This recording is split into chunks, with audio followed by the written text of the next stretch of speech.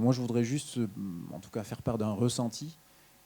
Aujourd'hui, en tant qu'acheteur d'énergie, je ne ressens pas face à moi des interlocuteurs commerciaux qui me questionnent pour vraiment aller au fond du sujet sur justement l'accompagnement dans la définition de la stratégie du client.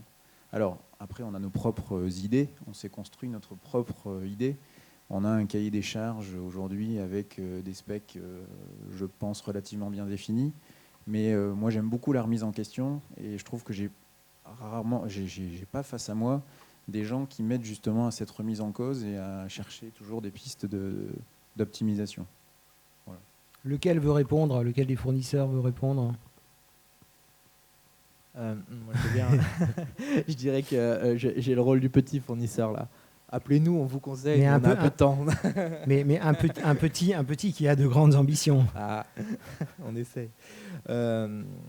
Il y a du conseil encore. En tout cas, il y a du conseil des fournisseurs. Je parle pour moi.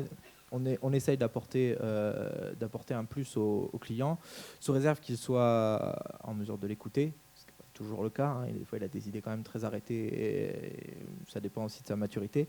Mais on peut être amené à conseiller le client. Conseiller le client sur une indexation, pas sur la meilleure. Le client, si on lui parle gros sous, je pense que globalement, il sera réceptif. Aujourd'hui, oui. Moi, je prends mon cas précis. Un patron de société, un actionnaire, si on lui parle de sous et d'économies potentielles, il sera forcément à l'écoute. Donc, après, il y a des risques, il y a des avantages, inconvénients à toutes les options possibles, et notamment des risques associés. Mais quand on parle gros sous, en général, les gens ils sont prêts à écouter. Cela quand dit, on parle d'indexation. Pardon, juste j'ouvre une parenthèse. C'est ce qui s'est passé en 2003 lorsque des entreprises, alors cette fois-ci pour le coup en électricité, ont quitté les tarifs pour des offres de marché où les patrons effectivement ont été réceptifs à la perspective de gains 2 ans plus tard et ils étaient réceptifs à la perspective des pertes. Mais bon, Cyril Vincent. Ce que je veux dire, c'est que quand je parle d'aide à la décision, c'est d'aide sur la formule.